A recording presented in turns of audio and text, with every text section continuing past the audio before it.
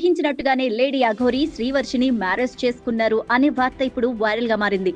అది ఒక్కసారి కాదు, ఏకంగా 2 సార్లు వీరి వివాహం జరిగిందట.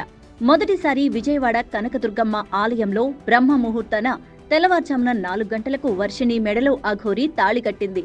ఇక రెండవసారి వర్షిణి ఇంట్లోనే ఫ్యామిలీ సమక్షంలో బంగారం చైన్ ను మెడలో వేసి మ్యారేజ్ చేసుకుంది. ఇక ఇది గడిచి చాలా రోజులే అయింది. కానీ ఇప్పుడే ఈ విషయాలు వెలుగులోకొచ్చాయి. వార్త కాస్త వైరల్ గా మారింది. వర్షిణి మళ్లీ అఘోరి చెంతకు చేరుకుంది.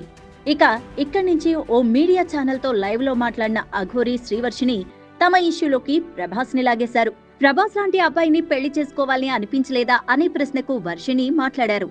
ప్రభాస్ అంటే తనకు చాలా ఇష్టమన్నారు. ప్రభాస్ లాంటి అబ్బాయి ఎక్కడా ఉండరని అనుకున్నాను. కేవలం హీరోస్ లోనే ఇష్టం, రియల్ లైఫ్ లో అయితే కాదు.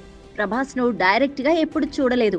ఆయన్ను డైరెక్ట్ గా చూసే రోజు ఎప్పుడొస్తుందా అని చాలా ఆశగా ఎదురు చూస్తున్నాను. ప్రభాస్ ను ఫస్ట్ టైం షూటింగ్ లో కానీ ఎక్కడైనా కలిస్తే ఆయన దగ్గరకు వెళ్లి hi sir, I'm big fan of you darling అని చెప్దామనుకున్నాను. అంతేకాకుండా ఆయనతో ఒక సెల్ఫీ కూడా అడుగుతాను. అఘోరిని కూడా డార్లింగ్ అని పిలుస్తాను అంటూ అఘోరిని డార్లింగ్ అని పిలిచింది వర్షిణి. ఇక ప్రస్తుతం దీనికి సంబంధించిన వీడియో వైరల్ గా మారింది. అయితే వర్షిణి ప్రభాస్ గురించి మాట్లాడుతూ ఉండగా సరిగ్గా అప్పుడే అఘోరి వచ్చి ఏంటి ఈ ప్రభాస్ గోలా అంటూ లైవ్ లో అనేసింది. దీంతో ప్రభాస్ ఫ్యాన్స్ కు చిర్రెత్తుకొచ్చింది. ఒక్కసారిగా వారు షాక్ అయిపోయారు. తమ అభిమాన హీరో గురించి అఘోరి అలా అనడం ఏంటంటూ సోషల్ మీడియాలో ట్రోల్స్ చేయడం మొదలుపెట్టారు. అఘోరి ఖచ్చితంగా ప్రభాస్ ఫ్యాన్స్ అందరికీ ప్రభాస్ కి క్షమాపణ చెప్పాలంటూ ట్రోల్స్ చేయడం మొదలుపెట్టారు. ఇక ఈ ట్రోల్స్ సోషల్ మీడియాలో ట్రెండింగ్ లో ఉన్నాయి.